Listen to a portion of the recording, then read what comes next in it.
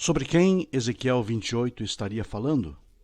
Será que há aqui uma referência a algum ser obscuro, inimigo de Deus, ou talvez um demônio chamado Lúcifer, Satanás, ou qualquer outro nome que se dê?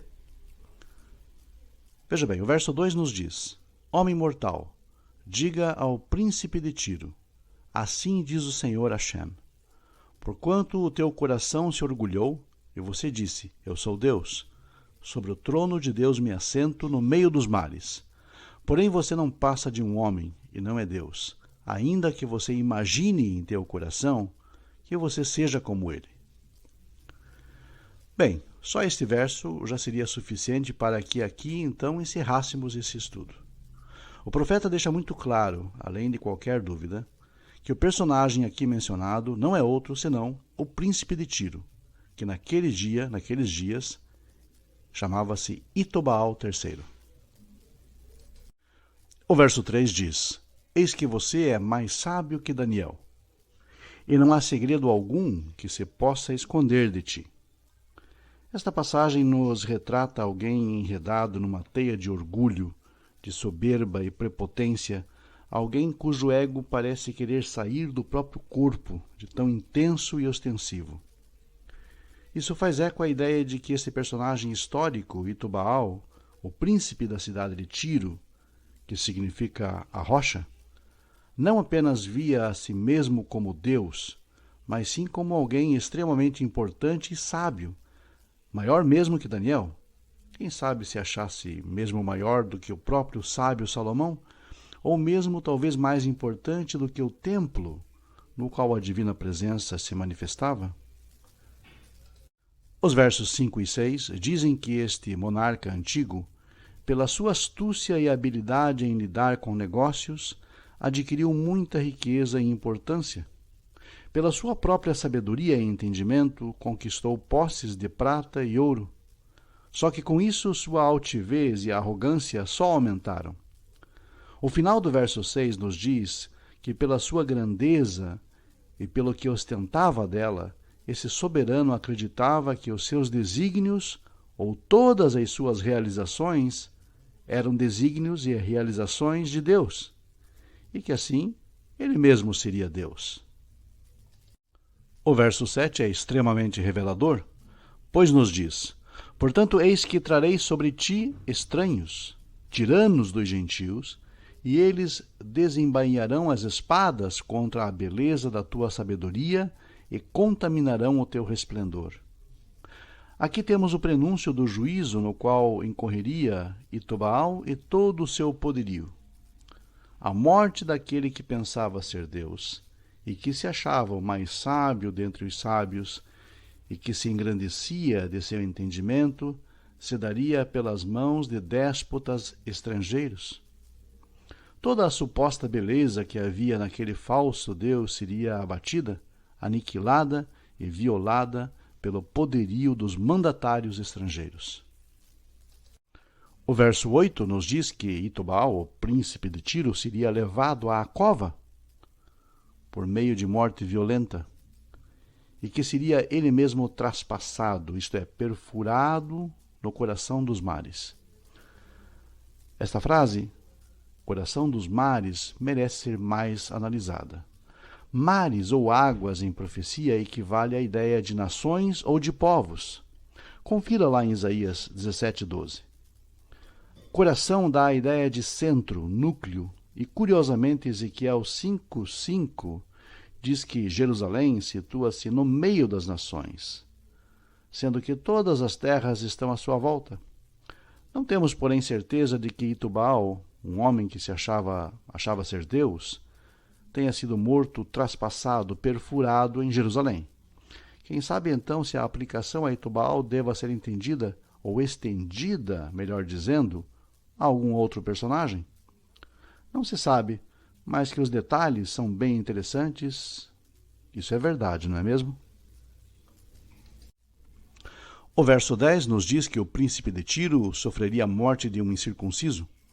Porém, isso é surpreendente, pois sendo Itobaal, príncipe de Tiro, um não-judeu, um gentil, é natural que ele fosse incircunciso e que sofresse morte de incircunciso. Convenhamos, não faz muito sentido dizer que a profecia fazia referência a ele, como é fato, e afirmar isso. As coisas ficam ainda mais estranhas quando percebemos que o verso 10 usa o plural para falar da morte desse soberano. Assim, a noção de que aqui temos um cumprimento duplo poderia ser muito facilmente comprovada. Sim, de fato, a profecia diz respeito ao orgulhoso príncipe de Tiro, mas poderia também estar falando de alguém com idênticas características que viesse talvez ainda no futuro.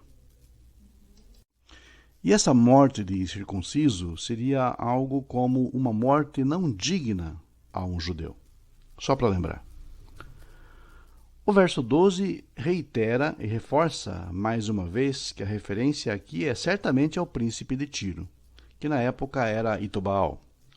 No verso 13, tratando de forma alegórica, diz o nosso texto que esse personagem estava no Éden e que se cobria com todos os tipos de pedras preciosas. Mas será mesmo que Itobaal estava no Éden? Logicamente que ele não esteve. Entretanto, Adão esteve. E é a ele a referência aqui. E até mesmo os sábios do Talmud, no tratado Bava Batra 75a, identificaram-no aqui. Mas qual é a ligação entre Itobaal e Adão? E a resposta é: ambos incorreram no mesmo erro. Lembre-se que Ezequiel 28:2 diz que o príncipe de Tiro queria ser Deus. Ele se achava como Deus. Da mesma forma, Adão também quis ser como Deus, e ouvindo sua mulher, comeu do fruto que lhe era proibido, e deixou para trás toda a sua glória e a sua exaltada condição edênica. Caiu da graça em que andava diante de Deus e se tornou um desterrado, condenado a pagar o preço pela sua insolência e por seu desejo de ser ainda mais do que lhe foi determinado. Aqui então em Ezequiel 28:13, o príncipe de Tiro é comparado a Adão, que estava no Éden e que ali já transgrediu da exata forma que ele, e que também seria banido, expulso daquela sua antiga condição, cairia em desgraça. Por isso te lancei, profanado, do monte de Deus, e te fiz perecer. Ezequiel 28:16. Pelo que parece, não cabe aos mortais almejarem ser como Deus ou fazer-se passar por alguma divindade. O verso 14, de Ezequiel 28, em nossas versões diz: Tu eras querubim da guarda. E aqui muitas pessoas acreditam então que finalmente temos a revelação da identidade do protagonista desta passagem, mesmo que o próprio profeta já tenha deixado claro que se trata do príncipe de Tiro. Acreditam que o termo querubim deva ser uma referência a um anjo que, depois de ter desobedecido, caiu e foi rejeitado por Deus. Seria, por assim dizer, o diabo, o Satanás. Esta noção esbarra em algumas dificuldades intransponíveis. Os versos 13 e 14 dizem que no jardim de Deus, este personagem andava em total honra e glória, revestido de poder e honra. Se assim fosse, o diabo ou Satanás, criado pelas religiões, estaria plenamente honrado no Éden, até que nele se achasse iniquidade. Porém, pelo que se sabe da crença religiosa comum e ordinária, o diabo já estaria na terra em estado decadente e afastado da graça de Deus, e que por isso mesmo teria sido tentado, ou teria tentado, os humanos para que caíssem. Pelo menos essa é a crença das religiões. Não bastasse isso, o verso 16 diz que esse personagem central aqui corrompeu-se devido ao aumento do seu comércio. Sim, pela arte de comercializar, de negociar itens, de comprá-los e vendê-los. Bem, isso não parece ser uma atividade comum a algum demônio ou diabo. Sim, de seres humanos normais. Portanto, logicamente, esse texto não estaria se referindo a um demônio. Tiro, a cidade de Itobaal, era a capital da Fenícia, um povo comerciante por natureza. Tiro foi uma das cidades mais ricas, as capitais mais ricas do Levante, justamente por negociar mercadorias com todo o mundo conhecido de então. Assim, por que então existe aqui a menção ao nosso personagem central como um querubim? Cabe aqui demonstrar que, vez ou outra, homens, seres humanos, são comparados a anjos. Veja, por exemplo, Malaquias 2:7 e Malaquias 3:1. E aqui, então, é outra ocasião em que isso ocorre. Assim como a Adão foi dada no Éden uma posição elevada, de grande importância, também a Itubaal. Nosso texto diz que o querubim era o guardador e a Adão foi dada a função de lavrar e também de guardar o jardim. Da mesma forma, Itubaal recebeu, como um rei, o dever de guardar seu povo, a sua nação. Porém, em ambos os casos, Adão e Itubaal desprezaram essa vocação e entregaram-se à falsa noção de que poderiam ser deuses ou semelhantes a Deus, comparáveis a ele. Adão estava no monte de Deus, no monte santo de Deus, isto é, no Éden, 28:14, e foi declarado íntegro desde o dia em que foi criado até o dia em que nele se achou maldade.